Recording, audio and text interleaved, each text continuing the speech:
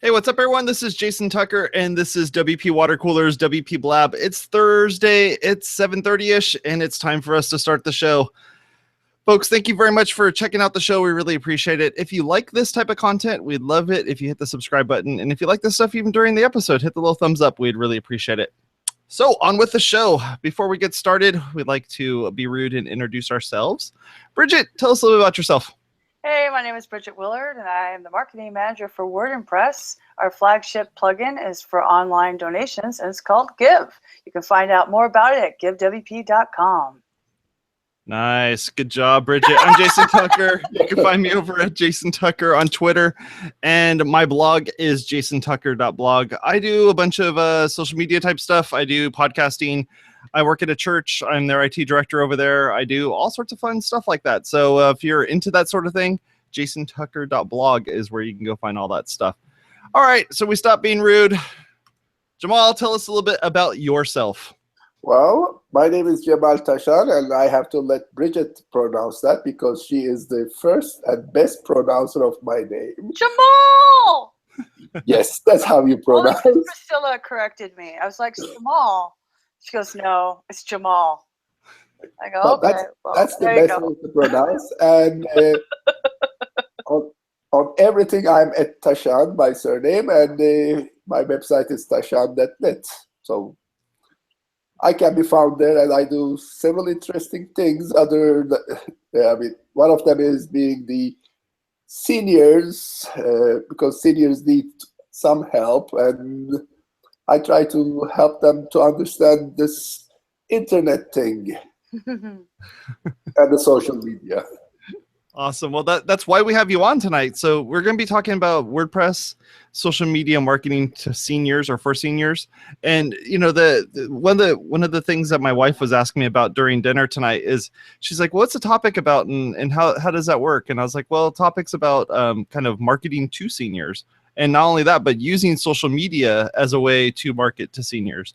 And she's like, "You can target like seniors in social media, and how would you like?" You know, how do you make these things look better? And, you know, other than like larger fonts on things, contrasting colors, a bunch of that sort of stuff. What are some of the basic things that you've seen, Jamal, that in social media that you're just like, I can't believe they did that, and there's no way anybody from my demographic is going to click on that? Well, first, you have mentioned about the colors, fonts, and everything. That's in the design part. That's the designing for seniors. That's almost every accessible site these days are fixing and correcting. So that has taken a huge step. So that's going on the right track. But for the social media was invented and started by the young people. Young, meaning the 20s. So it's developed by them, and they see seniors differently. So they say, oh, they are old people. We need to put huge, big letters and so that they would see it. Well, we don't read. We want to see pictures. Well, I'll ask a question to you and to Bridget. Why and how did you join Facebook? Oh boy. Yeah, well, at the time, one of the girls I mentor and a family friend was on it. So 2007, a bunch of us were on MySpace. And I remember we were doing Yahoo chat. She goes, Bridget, you got to go on Facebook. It's way better than MySpace. And I went because of her, 2007. And what about you, Jason? Yeah, for me, let's see here. So how'd that happen? So they were doing this whole thing where only people that were in colleges could join it, and I didn't go to college, so I didn't get to fit into any of that to begin with. So because of that, you know, I was waiting until that kind of opened up and we were allowed to actually get in there as adults that didn't go to college. But the main reason for me was that I was using, you know, all these other services, just like Bridget was saying, MySpace, LiveJournal, those sorts of things, and we were trying to find other places to do social media type stuff. Back then, it was just like networking, online networking, or something like that. So, yeah, that was my reason why. Perfect. Both of them are the real reasons why you used to join Facebook. But seniors didn't do that. Seniors joined to Facebook just to see what their kids and grandkids are doing, just spying on them. They want to see, because none of the kids or grandkids send them message to grandpa and say, Grandpa, I'm going to somewhere for a holiday, or look, this is my girlfriend. But they put on the Facebook, Instagram, and the others. Right. So the seniors joined just to spy on their kids and grandkids. Yeah. And that while That's they awesome. were on there, they said, oh, look, my high school sweetheart is here. Let me see he or she is still single or divorced. Oh my God. And then, It became a senior hookup place. That's awesome. That's wow. and then the class groups are formed, and then they said, oh, that's good. And then they start exchanging recipes, and they start going holidays. And that was the real reason why seniors went on Facebook. Well, I know we had a reunion from our family when my grandmother turned 90, and a bunch of my second cousins and aunts were on Facebook. And so we all friended each other. And I would say that if we had not been in that room together and said, hey, let's be on Facebook, because they live on the other side of the country, it'd be hard to connect. Like, you wouldn't call somebody up and say, oh, this just happened to me, because it's so much talking over the fence. Like my late husband would say, Facebook is just like talking to your neighbor over the fence.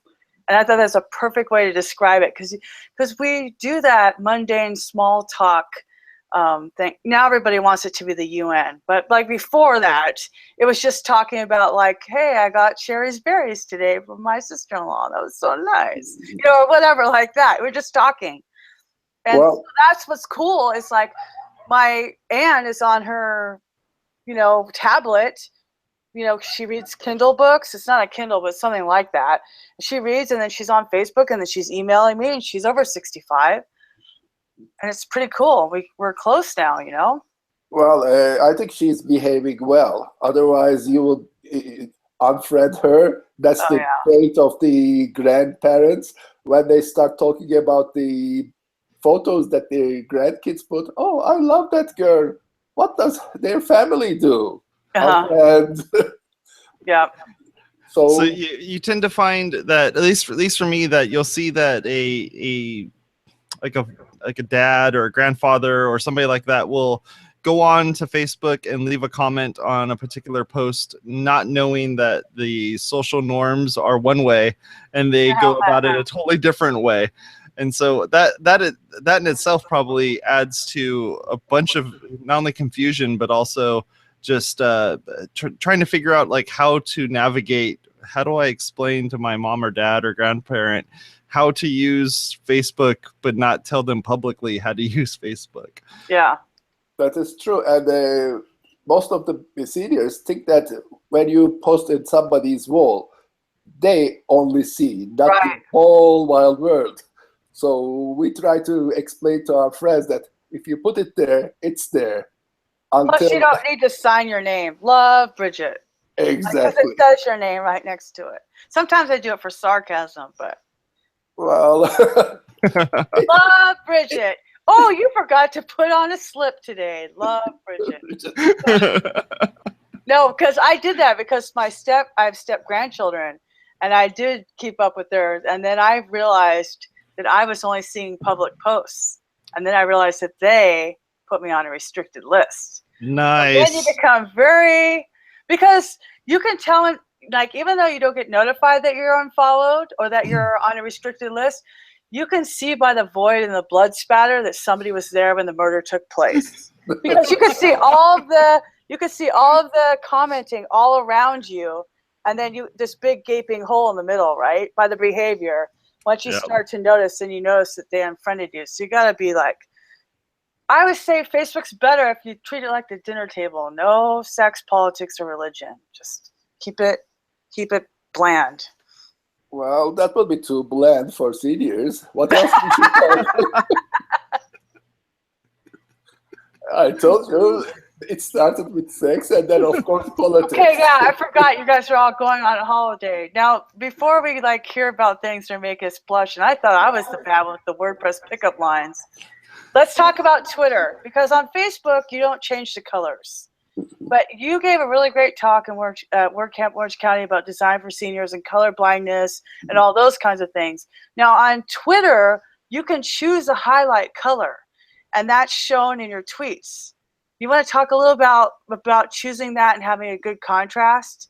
Well, Twitter for seniors is very hard to read.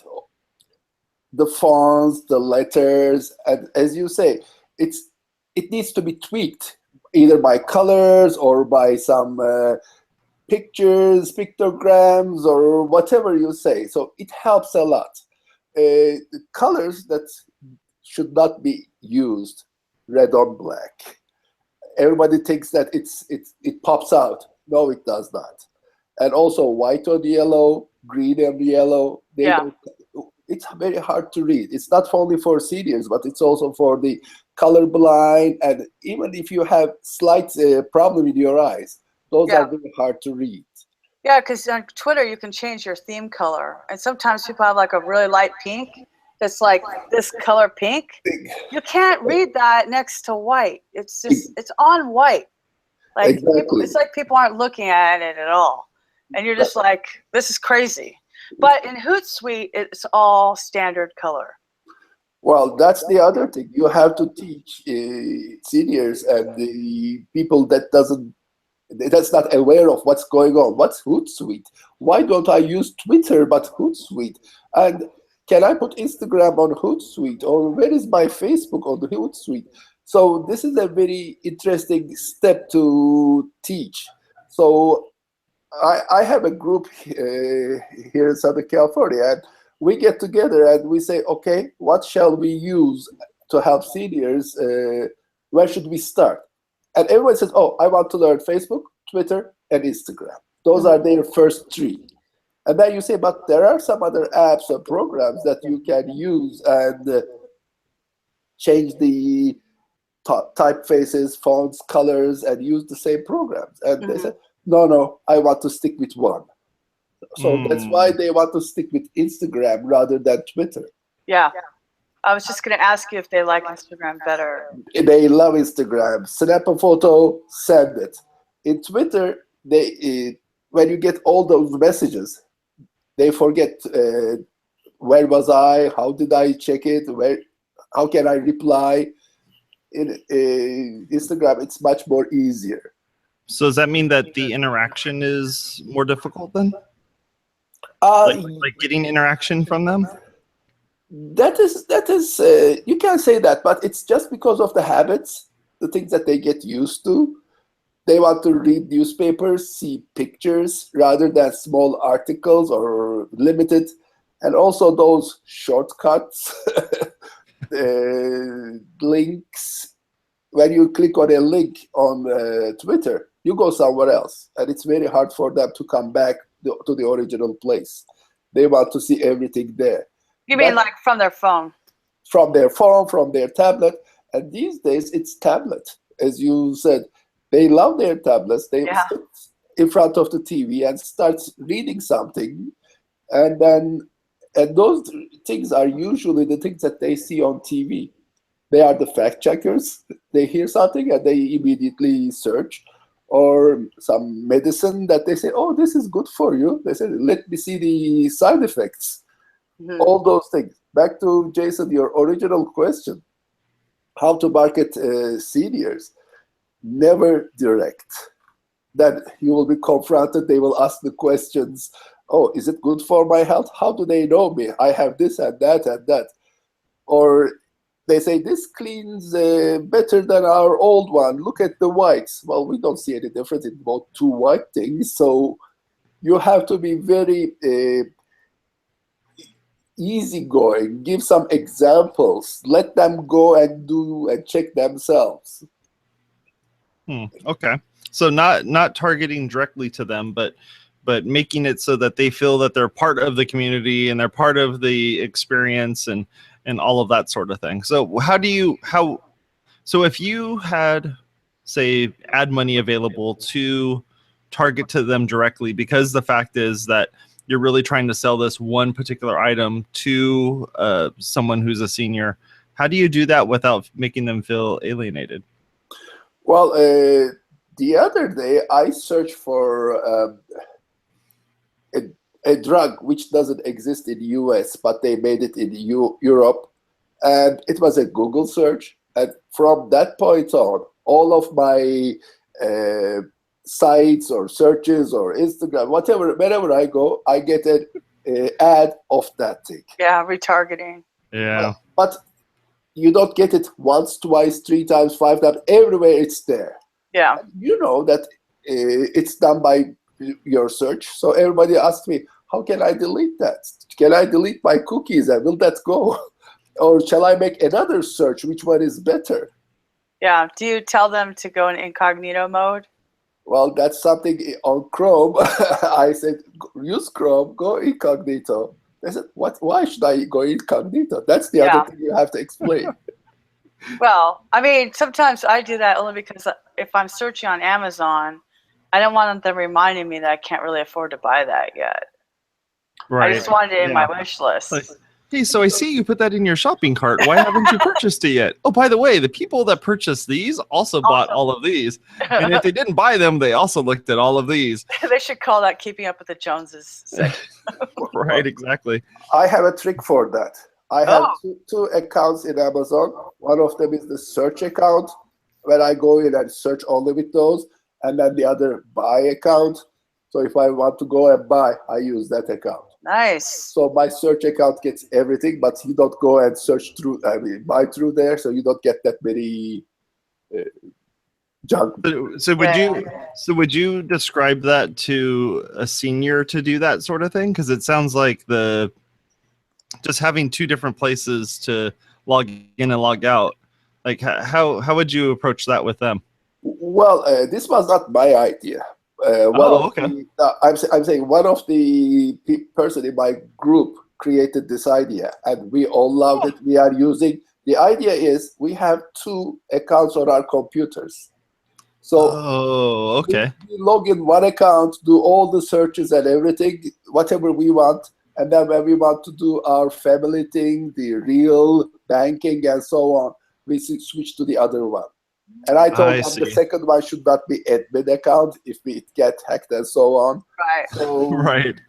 That's the only thing that we are doing. We are having 2 separate accounts to use banking on one and do whatever else we want with the other account. That helps a lot.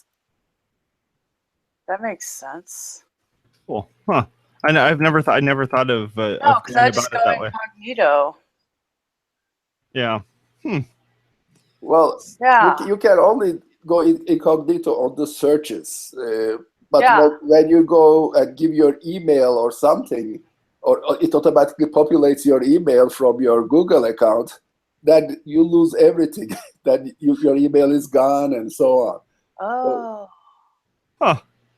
So what have you seen trend-wise for people that are trying to build out social media? You know, either like share icons that are going to be used in social media for like Facebook or for Twitter or for, LinkedIn, or not LinkedIn, but like Instagram, those sorts of things. What have you seen that's something that's attractive to a senior that they would want to look at, maybe click on, maybe learn more about it? Is it putting lots of text onto an image, or is it kind of describing something? Like what's the best way to make that happen? Well, text on images is the worst thing because you cannot you cannot read it. Everybody has a different perception. When you see, for example, you put my name on stylish fonts. But some of them fall over the white background, some of them. So my name is not a well-known name. So they said, oh, is this an E or this an A or U? And they don't care, that they just leave it. So you may have a band and then put the text on the band rather than on the picture itself. So it may have a dark background. I see. But putting pictures or icons, it's very interesting. they had a recent survey, and they figured out that as your age gets older, it's the baby pictures, pet pictures, and some ocean and palm tree like nature pictures are more attractive. Huh. Huh. Wow. No, I'm like, okay, so. Wait, that was funny. We both said it. Huh. So That's we just need to all interesting, go to though. I Bridget's wonder house and take why. pictures out on the beach there and get all these really great photos of the beach. Well, because I started looking at Instagram and I was like, oh, you just scroll. It's a beach. It's a sunset. It's a dog. It's someone's kid. It's so relaxing. I wonder if that has something to do with it, Jamal. Yeah, I'm sure it has something to do. Well, if you go to the top, like the Instagram photos, and most of them are like sunsets and pet pictures, cats, dogs, and nice beaches. So yeah, I read somewhere that we're wired to like blue and green. I wonder why. What is that? With the colors that are outside? well, I should do a test on that. Blue and green. Interesting. Also, by the end of this year, the population of 65 and over will be more than the population 5 and under in US. Really? So, Wow. From All the this boomers, point, huh? yeah, from this point on, 65 and older will be going. And as you mentioned, when you market something, they have money, they are retired, they have time, although limited, but they have time every day. So what they want to do, they want to go and search and buy. And usually the purchasers of those Groupon things are seniors. Wow. So, do you think, or do you know if they're really into Pinterest? Because Pinterest is big on searching and buying. Well, what's your experience with that? Whoever I talk about Pinterest and Reddit and those kind of things, everybody says, yes, but it's too complicated. Oh. Too complicated. They want simple, nice, and easy things. I mean, email is also too complicated. When we send a group mail, they always said reply, not reply all. Mm-hmm. And when you ask, why do you reply all? They said, I don't know. I just click reply. It's so easy. So there is a instinctive or something that traditional comes from the old days, from the phone. Well, you don't remember those rotary phones? Yeah, we do. I just barely. Yeah, come on. No, I used to win radio contests. I was good at that. Well, anyway, you dial that number and you only talk to one person. Right. That conference calls came much later. Well, my late husband, who was 79, said he had originally a party line in Arizona. Wow. So when you picked it up, it wasn't dedicated. You had to make sure nobody else was using it. It was like the pre-conference call. Well, that was a step ahead. I used to have a phone which is connected to the switchboard. So you have to ring the switchboard first, tell whom you are going to talk, and then they will physically connect you. Yep, and that's why Jim Croce's song "Operator," would you help me make this call? Meant something. And then you're saying like, get me a Studebaker 6524 or something like that, and that was the phone number. 65,000. Right. What's smart about this discussion that we're having regarding this is that it shows you kind of the history of the way in which somebody has used technology throughout the years and has landed at this point now where they're looking at this little black mirrored screen and goes, okay, what do I do now? And now they're essentially being retrained to use this little device or their computer to interact with that content. Yeah. Well, I'll give you an example. 25 years ago, at 1970s, I was writing on a computer magazine in Turkey. And those days, computers were maybe bigger than your church, Jason, or your whole house. Yeah. They were IBM 360s, 370s. We used to use punch cards to enter data. And I wrote an article, and I said, well, one day there will be cameras in every door, and you will enter the houses with cards and fingerprints, and everybody will have a computer on their home. Well, I didn't expect that laptop or smaller, but I said computers at home. I still have that issue. And everybody said, wow, too futuristic, you don't believe. But look where we are now. Yeah. We have cell phones, which is powerful than huge house. More powerful than sending Apollo to the moon. Right. Exactly. The $600 thing that everybody like I'm always holding on to mine for dear life because I can't afford to replace it. But all my friends are like, oh, well, I dropped it in the toilet. I'm like, it's a computer. This is a computer right here. And you'll have to keep changing the discs. Exactly. And well, the point is, we came in a very short time, in 20 years from that to here. And the people that was using those huge things had to adapt this small, very fast thinking. And we will also switch to spying devices, because I believe you heard that thing that TVs are registering the things that you don't want them to do. Same with the cell phones. So seniors are coming from a war era, thinking the bad things and being spied on. So they said, why is spying on me? We don't. Well, because we were spied on. I mean, the Enigma machine was encryption, and Hedy Lamarr and her changing frequency idea that she had was exactly how we defeated the Germans. So, but before we get into that whole foils war era, which is a great show on Netflix, by the way, one of our viewers, our loyal viewers, James Tryon, asks, are there any rules to marketing to seniors like there are with kids, like COPA? Is there any? Because I know there's senior abuse laws, but are there any rules about how you can market to seniors with, it's kind of sensitive, but senility is a thing. Well, let me be a bit political and say, well, the things that seniors purchase is not for themselves, mainly for their kids and grandkids.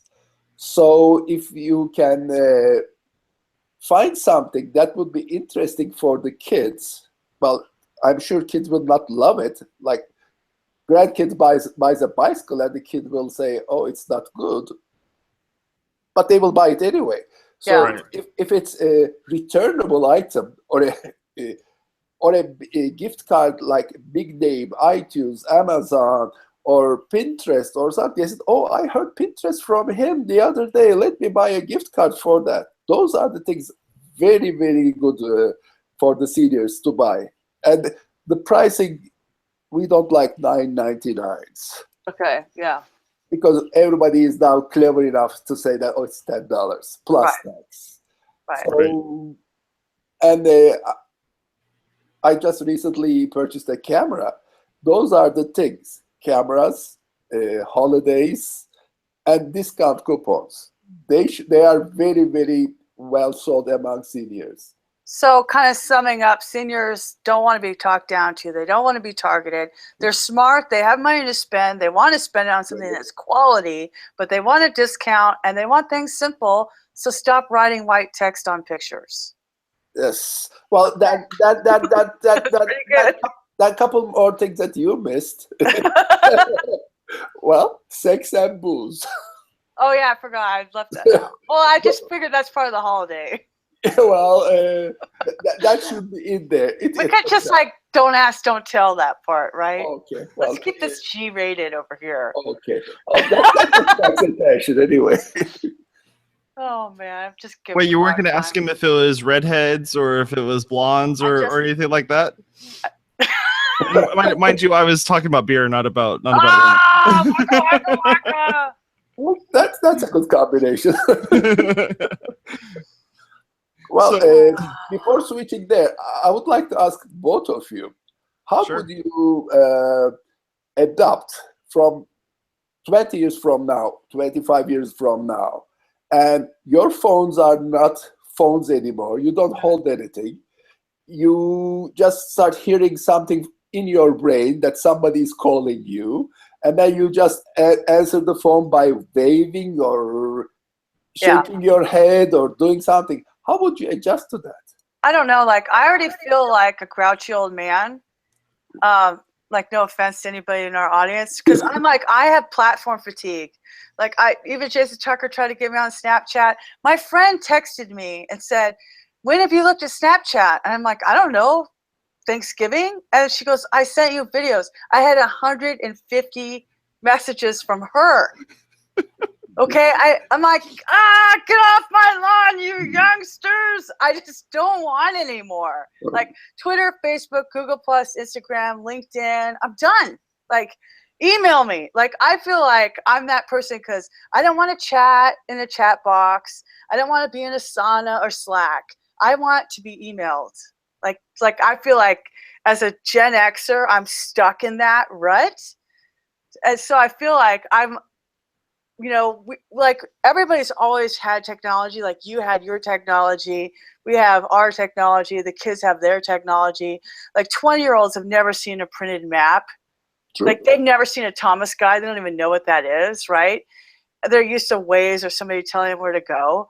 And well, it doesn't matter anyway. I get lost either way. But what I'm saying is, like, I can already feel that happening now in my mid-40s, where I'm like, I'm not doing one more thing. I don't care about those glasses. I don't want them on my face.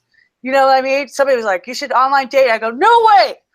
My whole life is online. I'm not dating online. Like, that's it. We're done. We're done. Like, I've hit my, my end of my rope. Like, I'm just so done with tech. And it's funny because my whole world is here. My whole life is online. All my friends are online. Most of my activities online. And so I feel like I'm already kind of getting to that, like, I don't want, something. I don't want the watch.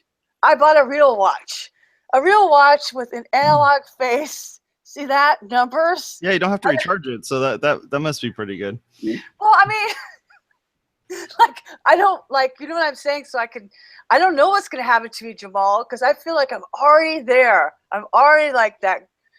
I don't want one more social network, But your social networks will be gone by then. You won't. I know. It's adapt or die. I know that, but I can feel me already being grouchy. Whereas Jason Tucker's like, oh, let me code this PHP.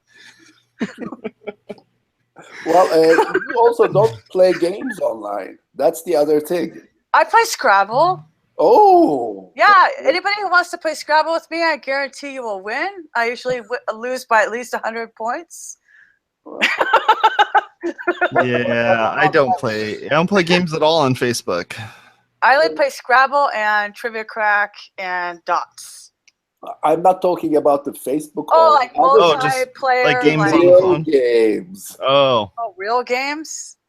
Like I play Uno and Gin, but those are card games. They're analog. That's not a game. It's like World of Warcraft type. Oh no, that's no. Well, it will be the future. You will be selling things in the games. So what do you think about that then? Do you think, I know this is totally off topic and everything relating to the topic here, but what about like VR headsets? Like could you see seniors using VR headsets? Anybody who has read Ready Player One, you can totally see how like that sort of thing would end up happening, where people are interacting with each other more online than they are offline. Well, it's funny that you asked that. I was at CES earlier this year, and they had that VR everywhere, and I tested several of them, and for me, they are more or less the same. But there are several seniors there. Their reaction was when they first put that, they immediately took it off. They don't like it. Yeah, but wait, like, what if you have balance issues? Like, I don't even like 3D. They let you sit down if you are senior and then put it on because they know that you'll fall down. But after a certain time, they start looking around. The remarks that I get, it's nice, but it's not reality. It needs a long way to go. So they are positive in the usage, but they are not happy with the things that they see. Yeah. I don't know. I think at some point here that the VR is going to become to a point where you're not even going to be able to tell the difference between that and reality. That's a problem, right? Well, That at is some It's point, real. I mean, it could very well be that we are in a simulation, Bridget. That's like too Matrix for me. Like, I need to believe in like some basic things. Gravity, the government is against me, and what I'm seeing is real. Like, those are some basic things that hold my sanity together. You know what I mean? Like, Well, I do saw you that believe in Black Mirror gravity? episode where he played that game when the spider came, all his nightmares or Yeah. whatever. That was too weird for me. Like, that was too possible. You know what I mean? Like, Yeah. a little too no, and no. 7-layer bean dip of no. Well, most of these games that I've seen so far that are doing VR type stuff is it's almost like how, I don't know if you guys have ever played Second Life, but the Second Life is a game where you're walking around either looking third person at your avatar who's walking around, and then you're interacting with other people that are in that environment. And so with the stuff that I've seen lately with VR, it's essentially like single person interacting with the environment, walking around. Most of the time you can't see your hands that are in front of you. And so because of that, your brain goes, I can't see my hands. This isn't real. Oh. And it has to be your hands, like all the fingers, all the everything. And, when you pick something up and hold it, are you actually feeling it or not? If you're not feeling it, your brain's kind of going, eh. Oh, interesting. We're in dream state at this point. This is kind of hokey. I'm not 100% sure.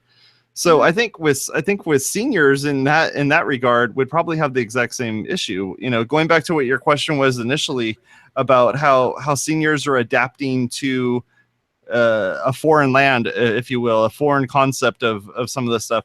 My wife's grandmother, she's in her late 90s. And my phone will go off during dinner, and I usually have it off to the side someplace. We finish up dinner. I usually go grab the phone, and I'll look at it for a couple moments. And so she's seeing what you're seeing right now is me doing this just for a minute. And she has no clue that I'm actually interacting with something. Oh. Like one time she asked me, "Are you okay, sweetie? Is everything okay?" Because she thought I was just sitting there kind of like holding a piece of paper. Like she didn't realize that I was actually doing something.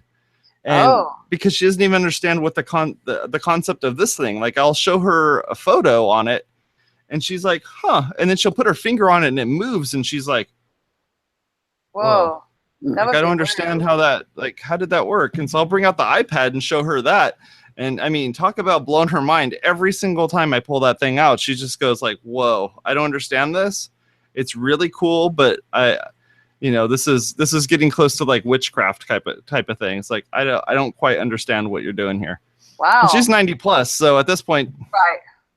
Well, also in the old days, this was the writing symbol, and then the typing. Now it's only 2 thumbs, and I'm sure when you use your 2 thumbs typing, she couldn't even see that, and she saw you holding something, just looking at it, and just.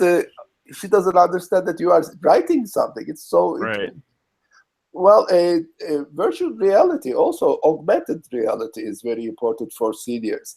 When you hold something to a shop or something, the addresses are not clear these days anymore. It used to be huge numbers and the street names, but not anymore. So if you have the augmented reality and we can hold it and see what's in there, which shop is which, or which store sells what, that will be very interesting, very helpful. So it's like Google Translate. Yeah.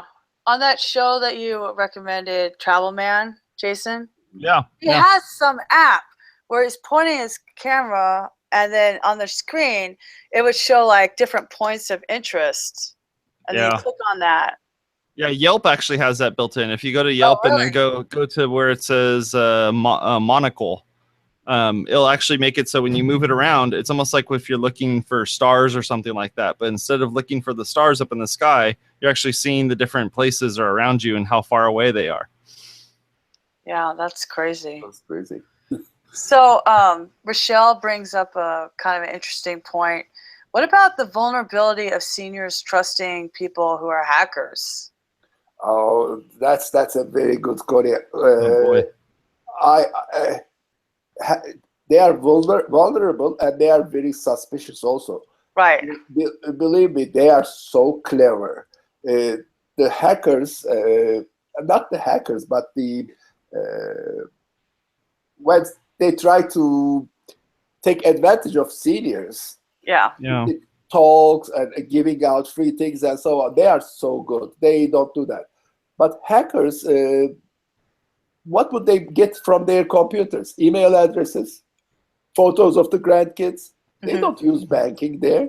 They don't have any transaction. They don't keep their social security on the computer.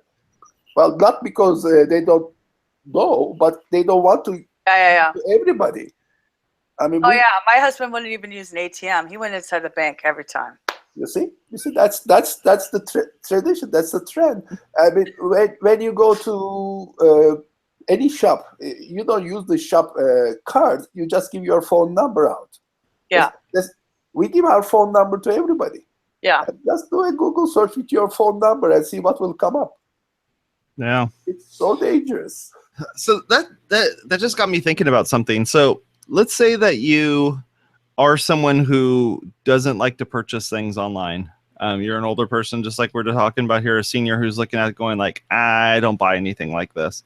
I don't even do voter registration online. I don't even put in how old I am on various things, or, whatever this sort of thing is. So because of that, if they're looking on Facebook or they're looking on Instagram and they're seeing these different photos of things where it says like, oh, click here to go buy this new scooter, or click here to go buy this new book or whatever. So if you're somebody who's doing online marketing and you're thinking, why is it that this thing isn't actually converting? Like, you're not actually getting any sales out of this.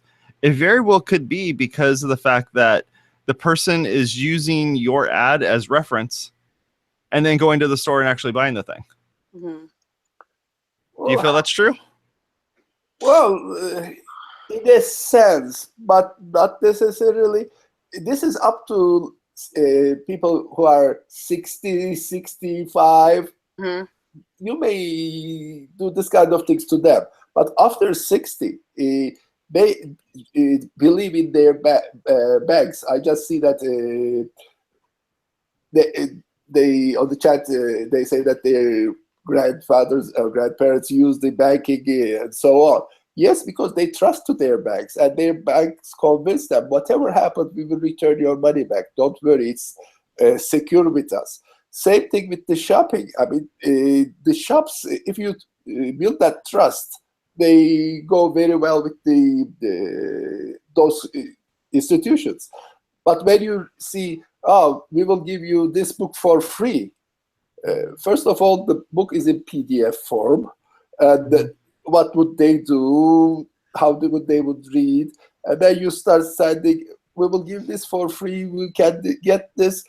Those are not impulsive. They don't like to get those kind of things. They want to build a trust first in order to click on something. But do you think that they would use that advertisement that's happening on the device or on the computer and then physically getting up and going to the store and buying the thing? Or do you feel that like it's more of like what do they call that in advertising, where you just bombard people with your brand name, but you're not really brand awareness. Yeah, brand awareness. So it's more like, you should be aware of the fact that Google exists and you should definitely use Google, and here's things about Google, and they start hearing this word over and over again, and then they end up, that's what all they're using is that. Well, as far as I see these days, those brand bombarding is just create another topic in the talks. They say, oh, did you get that ad? I get this ad. Is it good? Did you try it? They all ask to each other. They got their news and their backup from their friends. So it's just another subject. They don't go into the market and buy it, but they may go and search for it. And they say, let me see what's this new thing. But you're also describing a process that's really important for all of us to understand, is that people see things on social and they validate using social, and they validate with their peers. So the behavior of validating with your peers, whether it's in person or online, is the same behavior. So because we found this to happen in the franchising development world, where people are coming to a website using its domain name. And we know that that's happening because they've been there before, because they wouldn't know it. It's unaided brand awareness. Mm-hmm. So like it's just, where do you search? Google, where do you search? Bing, where do you search? Like that association with what it is, and they've already been there. And so the social, it's just funny because like this is what I've been telling people, and it's really good to have this reaffirmed, that almost never do we do something without consulting at least some of our circle of influence in some way, whether it's a phone call, a text, in person, online, whatever. We're wired to be social. So being social on media is just the same behavior, a little bit guarded. And it's funny because one of my girlfriends, she specializes in startups, but she also teaches social media to boomers too. And she's in that category or near it. And so she says what's great about the baby boomer generation, as opposed to maybe the millennials, is that they already have all these great social skills from networking in person that translate wonderfully online, because they already understand relationship building, relationship marketing, building those connections, and then using them to further everybody's efforts. Do you feel like that's true in your experience, Cemal, that seniors already have the social skills needed to build connections online? I fully agree what you have just said. It is so true. And this is building trust. We all went to WordCamps and meetings, WordPress related things. And when you go there, there are at least 1/3 of the group is newcomers, especially in the WordCamps. And you would see the first thing who says hello to you, asks your name, or asks what you are doing is a senior. If it's a millennial, as we say, or a young person, they either are on their phones, computers, doing the online thing, but the seniors would use their skills. They come and ask you and try to learn something. And I'm sure you get the same thing, Bridget. They say, oh, how do you do that? How do you do this? Just to learn. Yeah. And that's just to open a conversation and continue with that. And they don't stop there. They continue their relation with emails or whatever social media they are on. However, the young kids, they connect with you there, talk, have fun, and then when they go to the next camp, it's another set of people. Mm-hmm. For old people, it's hard to build up because they already have a huge base. So I agree with you that they use their social skills online too. So that just means you need to market to all of them at the same time. We just went viral. I said it to my grandpa. There's an aspect of truth to that. I mean, because a lot of times, and it's funny because if you read my Keys to Being Social series on my blog, BridgetWiller.com, it's all about manners. I don't say that, but that's what it is. Authenticity, being spontaneous, or characteristics, or character building. It's about responsibility. All of the words are just little behaviors that we already know in person. But we don't think that there's a dehumanization that happens when we think that we're just talking to a screen. There's a little video by Derek Sivers, Sivers, called A Real Person a Lot Like You, which I highly recommend everybody watches at least once a quarter, because it is a dehumanizing experience to think that between me and the internet, that's not a real person, so I can say whatever I want and it doesn't affect them. Whereas our behavior is our behavior, whether it's online or on the phone or in person or a text message. I mean, how many times have you been bummed out because somebody didn't reply to your text message? That's like not answering a phone call.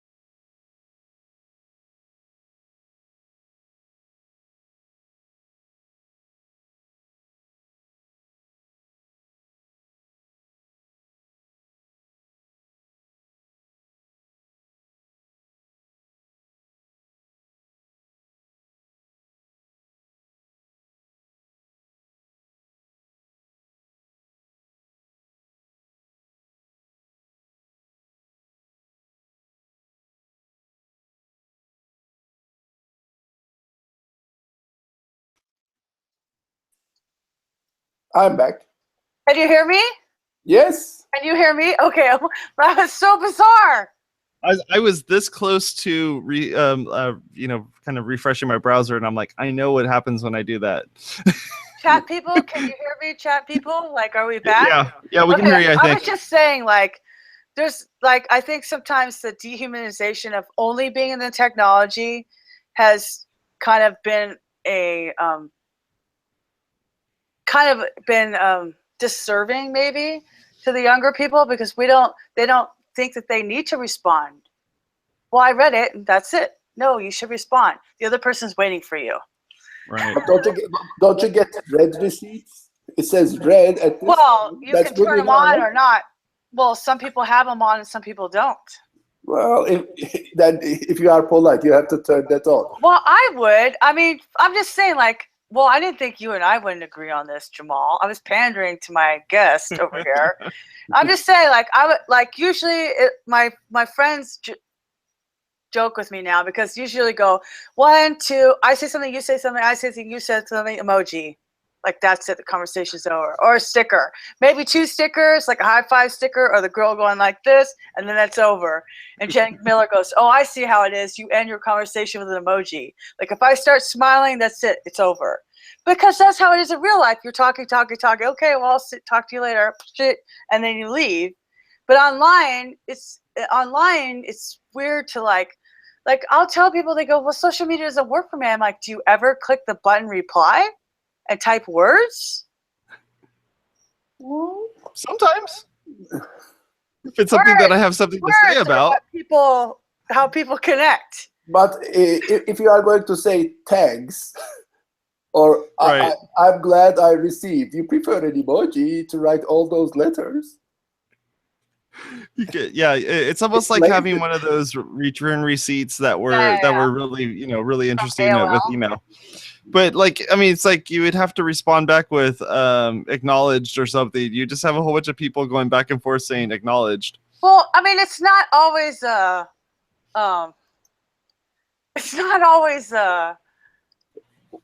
like, what if you ask somebody a question or you give them a bunch of information? I would say, if I told you, hey, Jason Tucker, I really like how you have your WordCamp poster in the background. We should tell people to enter in Plug in Palooza, which the pitches are due on Monday the 13th. And you go, thumbs up.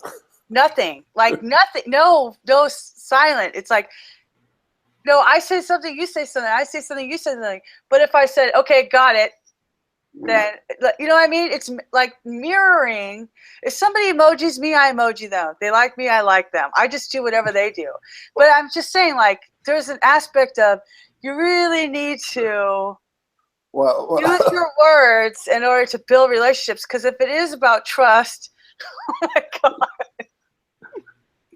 Adam Silver sent me a screenshot of my face, like going, ooh, thanks, Adam Silver. Anyway, my point is that, wow, that derailed fast. I'm just saying, so I'm alone here. Is that what you're saying? I'm totally alone in this. I just don't know how. I don't think you're alone, because I think the thing is that especially if you're interacting with somebody who's a senior, is that they are expecting a reply back in some regard. So if somebody sends you, like, if grandma sends you a card in the mail, she's expecting a card back, or she's expecting something back, a phone call back, a smoke signal, whatever it is that you can do to get back to grandma and say, hey, thanks for the thing you sent me. You send Grammy a thank you card, or you're in trouble with paper. A paper card in the mail. With a stamp. 97. She's 97. And I write it from Hallmark.com because I want to make sure she can read it, because my handwriting's crap and I get in trouble for that. But I figure it's better than I can't email her. But yeah, 100%. Yes. You know that I'm a pilot, so you are trying to make. Oh, I didn't know that. Oh, I'm a private pilot, but anyway. Wow, fancy. The thing is, when you fly, the tower gives you some commands. Fly this altitude, turn this heading, and so on. And you have to acknowledge that, repeating their directions, and then ending with your call sign. And then they start with their call sign, your call sign, and so on. So it's a two-way communication, and you have to repeat what the other person told you to acknowledge. Roger that. So maybe you're expecting that too. Usually you don't say Roger that. You say. That's why I say mirroring. Do what they do. However they communicate back with them. So my grandmother is a card or a phone call. My aunt is email. He hates Facebook Messenger, but she'll do email. You know what I'm saying? So, and then my mom is a text message. So there's did you ask them why they hate Messenger or email but text? What do they say? She says it's too complicated. You see? It's the habits. They get used to that. They don't want to learn the second thing. Once they are happy and comfortable with one thing, it's just like you going to one certain coffee shop to get your coffee, but not the other one. It's happy. That's true. No, it's true. I went back to my 3-sponda latte.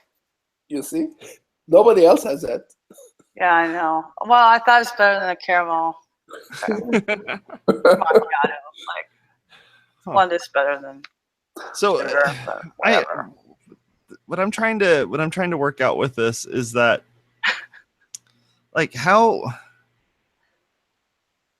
So you're saying that, like Bridget was saying, that by interacting with the person in the way in which they initially interacted with you may not be the best way, because grandma or mom or whoever may be trying to contact you in a way that they think you're familiar with and that they think you're going to be able to use, right? Is that what I'm getting from this? Or is it just kind of a crapshoot if you're actually going to get a hold of grandma through Snapchat or Instagram or Snapchat? You have to text me to check my Snapchat.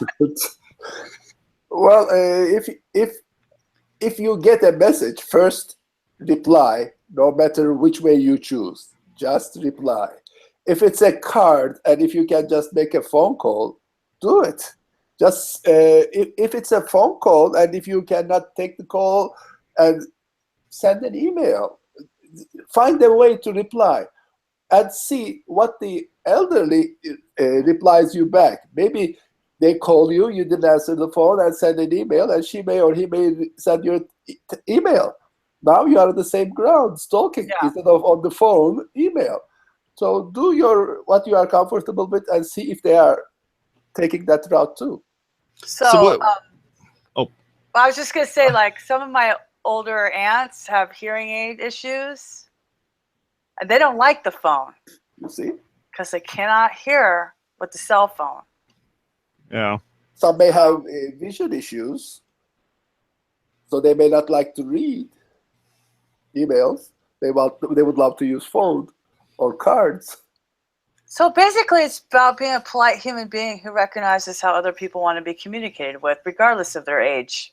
Which is great when you have, listening to all of this, the thing about it is it doesn't scale very well. Right. So for instance, if you're running a company called Give and you only have so many people that are doing some tech support, none of them have phone access. So they're not like answering phone calls or doing any of that sort of thing because it costs too much to scale in that way. How do you feel, Cemal, about text-based support, like sending actual, a chat-based support? Do you think that seniors are okay with that, or do you feel that they may, kind of be standoffish about it? Again, it depends on lots of things, but seniors don't like text. If it's coming from your daughter, grandkid, grandchild, that's okay. But if you don't talk to I assume this is a specific case with this support issue. Yeah, I have a problem. Let's say I have a printer problem and it is not printing. It is missing one line every 10 lines or so. How can I explain this in text to the technician? But what if the company that sells that printer or sells that website or has that thing that they're using doesn't provide with a phone number or any other way of being able to do it? Not because they don't want to, but because that doesn't scale, because there's no way that somebody like, a small company can actually have that type of thing, which is why a lot of the people that are watching this show are going to be having that exact same issue. It's like, I have a 3-man shop. We do this type of, business. We would gladly accept money from seniors, but we can't provide them with the support that they need in order to be able to get the job done. So, like, what's the balance there? Like, how does somebody who's doing a startup like this still make money off of seniors? Well, the example was text. Text is not good, but email is good. Well, he means like words that are typed.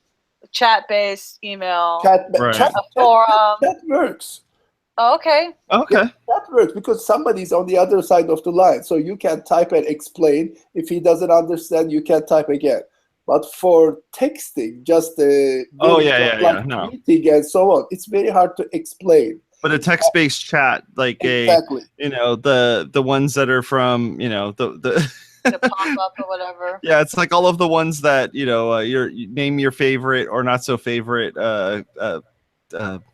cable company. They're saying like, oh, you can only get a hold of us via text message or through this texting interface. Here's this one chat box that you can type into. I guess they're still just as frustrated as anybody. At least they could actually read the text that's on there, and hopefully they can make it big enough that they could read it.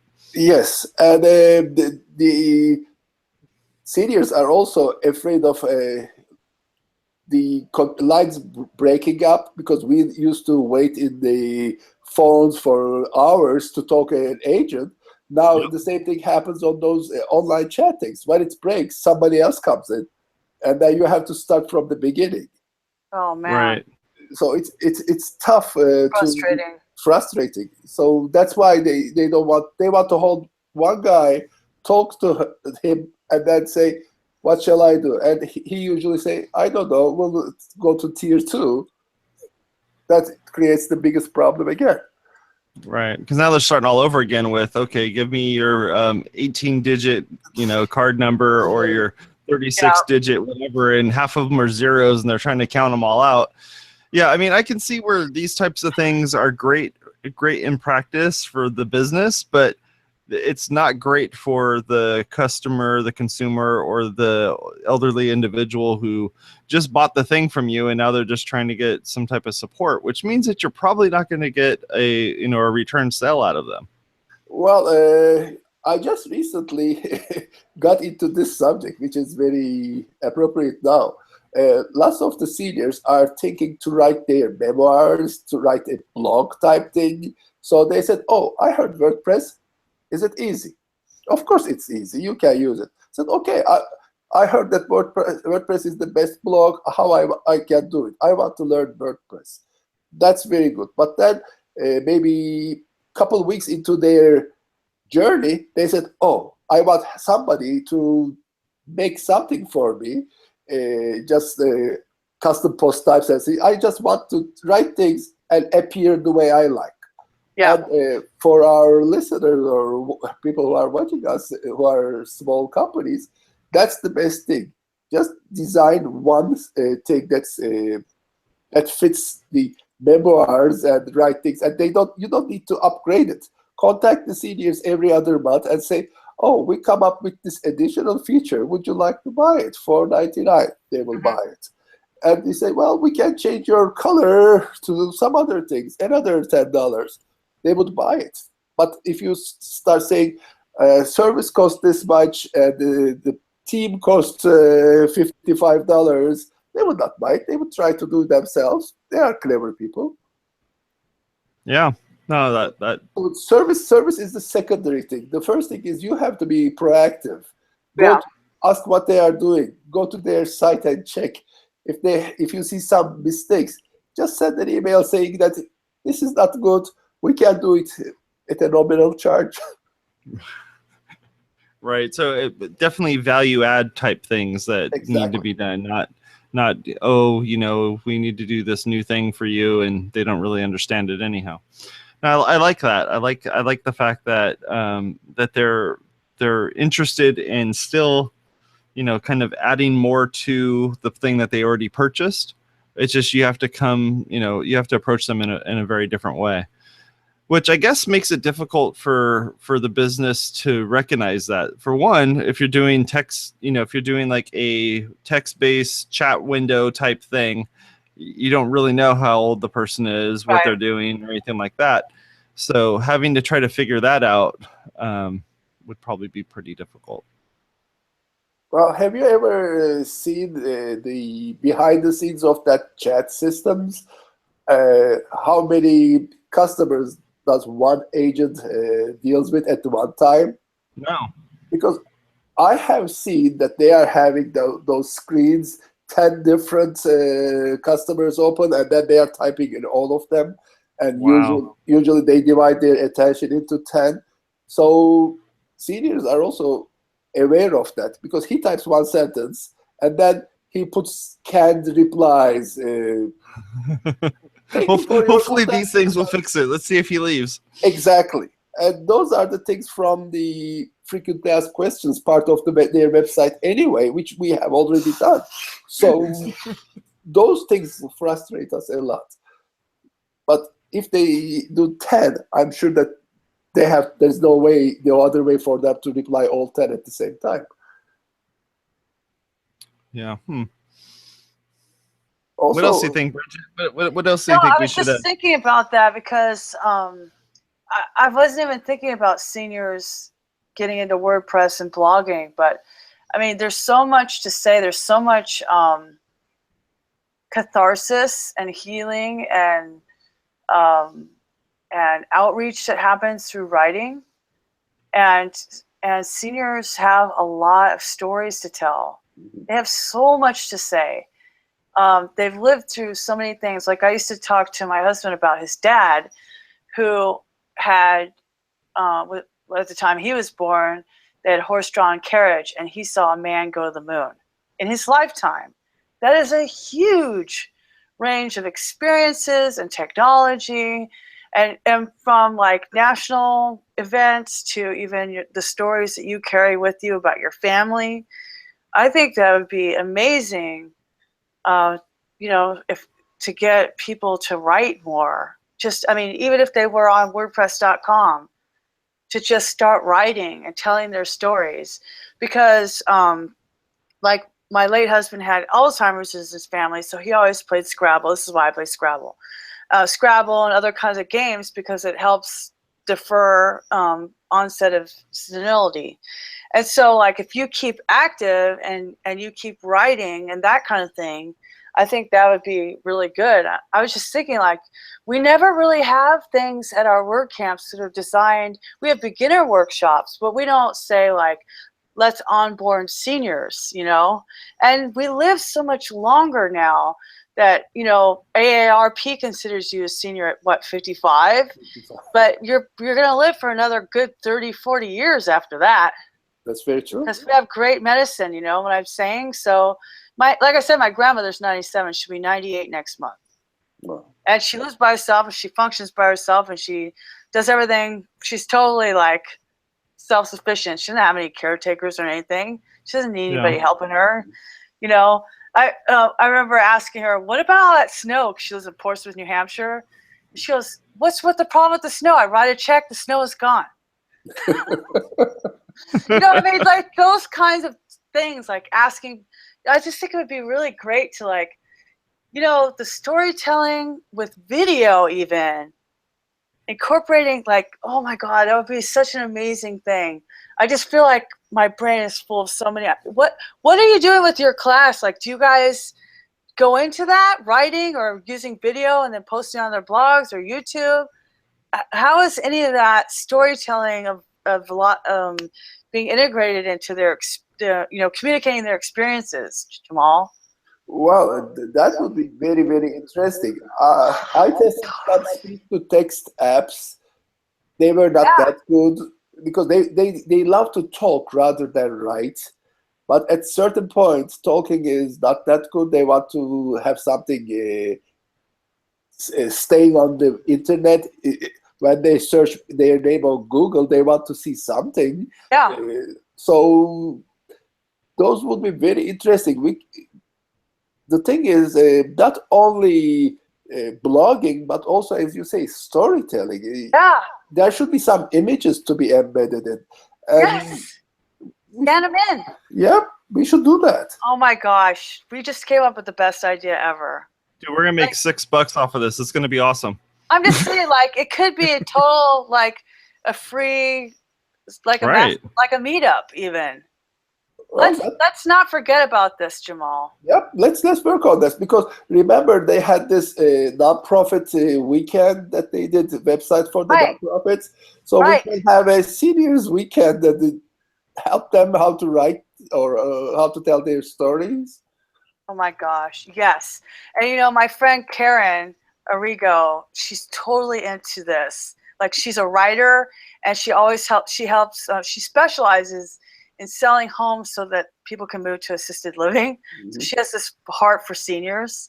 Mm-hmm. I bet I could recruit her. She's amazing. That's you heard it here first, folks. Funny enough, folks. Funny enough that tomorrow on WP Watercooler, we're actually going to be doing an entire episode regarding community service through WordPress, where we're going to be describing this exact same thing. No joke. Like, it's on the website. I love it when things like happen like that, where there's and we're all on it, and the chat is all over this like fly paper. Yeah, we're gonna be talking about website weekend. We're gonna be talking about hackathons and all sorts of stuff like that. I mean, I know we kind of brushed a little bit or talked a little bit about that here on WPblab, but it's definitely going to be something that we're going to be talking about tomorrow. It's going to be pretty interesting. So take a look at that tomorrow. That would be great. And actually, if I remember correctly, Cemal, you're saying you're even going to be on the show tomorrow, so we should probably bring that back up again, right? Yes, we should do that. I mean, we've got lots of seniors in Orange County, that's for sure. Well, I am one of the advisors of Tustin PD and the police department next to the senior center. And we see the seniors going there for classes. They love to learn things. There was classical music, dancing, computer, traveling, you name it, there's a class for that. And they are so into it. So why not? To kind of tie these two episodes together here, now that we've come up with this great idea. I don't know, I feel like goosebumps. How would you, if you were somebody, like if you wanted to start one of these types of classes, or you have, I mean, you yourself have, but how would you approach it in making sure that the people that are going to be attending it, that are seniors, can actually interact with and can be up to speed by using their own devices, laptops, tablets, phones and stuff? What's the best way to start approaching that? Well, we all have somebody in our families, neighborhood, who asks a question to us. Right. And tell them, we are getting together this day, this night. Please come, bring your question with us, just like we do in the general meetup. Bring the question, we will solve it for you. And I know several places that has these people gathering together, and they all have some kind of question. And they ask you, they ask me, they ask everybody. So why not give them an address to gather? Yeah, and I'd imagine that probably the most efficient way of being able to do this is to make sure you have a lot of helpers that actually know how to do exactly what it is that you're talking about. Because I'd imagine 30% of the people in the room are going to go like, I don't know how to type in the Wi-Fi password, or I don't know how to get connected to that thing, or I don't even have an iTunes account. I don't even know how to download an app, because you look on their phone and all it is the basic apps that came with the phone, and that's it. So like those sorts of things, that's the point where I come in. I know them and I know the other side. So just for that Wi-Fi password thing, it is so easy. Nobody, when you go in, don't assume that they would do everything. They would understand the Wi-Fi password and this and that. You just go out and say, what kind of phone you have? They say, this phone. They don't say iPhone. And they may say iPhone, but it may not be iPhone. It could be something else. Right. And then you say, okay, do you have settings? Everybody say, yes. Okay, go to settings. And you should be flexible to understand which phone they have, Just tell them to put the code, write the code in big letters or numbers on the whiteboard so that they would copy. Take your time, and they will ask the same question twice, but they will not ask the third time. Right. It's your job to make sure that they understand it, they solve it. Because they are so polite, they would not say, oh, I didn't get it. They don't want to be embarrassed. Right. So be involved individually. And also, when you say there will be some people at hand to answer their questions, there should be some facilitator so that they would assign the helpers to the seniors the way that they think, because not everybody connects. You have to find the two sides that clicks. Otherwise, it's not good. Just like the answering the chat on the tech support thing. If you don't like the attitude, what they write, they don't want to talk to them. Right, because you said about trust. Trust. Yes, exactly. Okay. So if the facilitator finds a nice person to answer, that would work great. Man, we're onto something here. I'm excited about tomorrow then. Me too. Bridget, you think we should wrap up? Well, I'm just like, I don't know, it's not very often that I'm dumbstruck.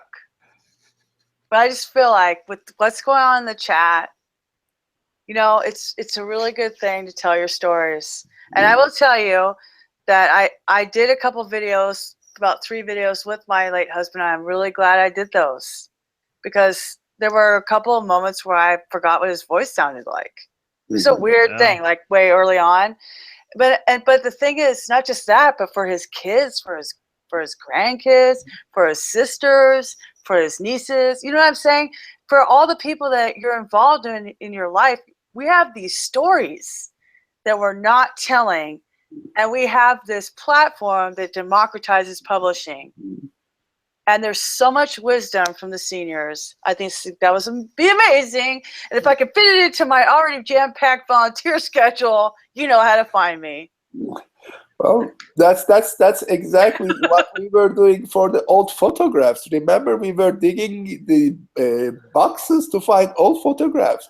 Now it will be the videos, it will be the blog posts, it will be the conversations that will be online so that it will be found. So it's something that we should do.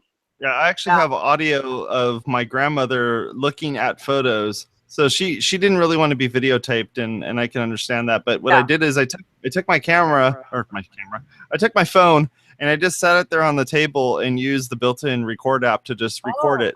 Audio. And then I was like, all right, Grandma, so tell me about this photo. And the back of the photo had numbers on them, and I just said the number, and then I knew exactly what number she was talking about. And I ended up with this nice audio clip of probably about 30 minutes or so of everything she was talking about, all these different people and stuff like that.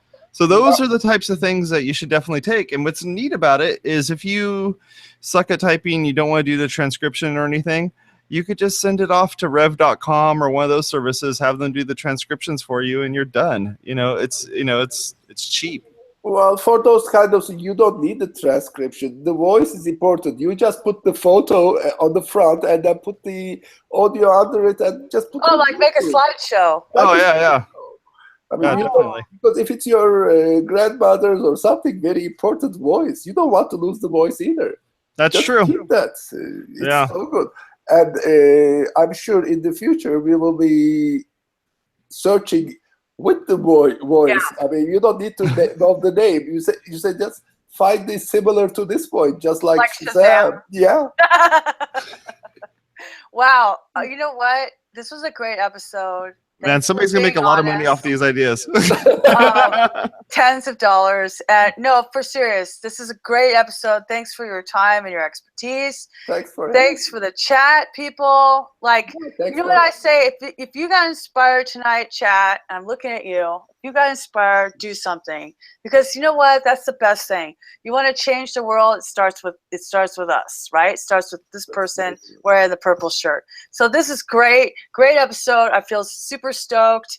And we just want to thank you, Jamal, and then I'll let Jason do his thing. Awesome. Folks, thank you very much. Appreciate it. Cemal, thank you very much. I really appreciate all that you've done for us and that you've kind of explained this new world that we didn't really understand. Well, I'm sure you understand, but it's nice to bring it again. It's so important for seniors to be understood by everybody, that they are still here and they will be here for several more years, maybe 20, 30 with those drugs. So you have to bear with us. Awesome. Well, thank you very much for being on. I appreciate it. Folks in the chat room, I appreciate all the time and efforts that you did for us. Our show notes are all done by you folks. So thank you very much for getting in there, editing our Google Doc, updating things, adding new things to it. We really appreciate it. We use those as ways for people to be able to find more information about the things that we talk about. Folks, thank you very much for being on the show. Appreciate it. Thank you all in the chat room. Make sure you go over to our website at WPwatercooler.com/WPblab. You can take a look at all of our episodes there. We're up to episode number 62 now, so we have plenty of stuff that's in there. WP Watercooler has a bunch of stuff in there as well. Feel free to go take a look at all of those things. We really appreciate it. Click the little thumbs up button. Man, I saw 5 of you guys click on the thumbs up button last week. I appreciate that. So make sure you click on that stuff. And if you enjoy this content, hit the subscribe button. One last thing. Bridget is now a podcaster. What? So you know, she is now an actual podcaster. So WPblab is now listed in almost all of the major podcasting directories. So feel free to go take a look at that in iTunes and all the other places that awesome podcasts like ours can be found. Thank you, folks. Bye-bye. Bye. Bye.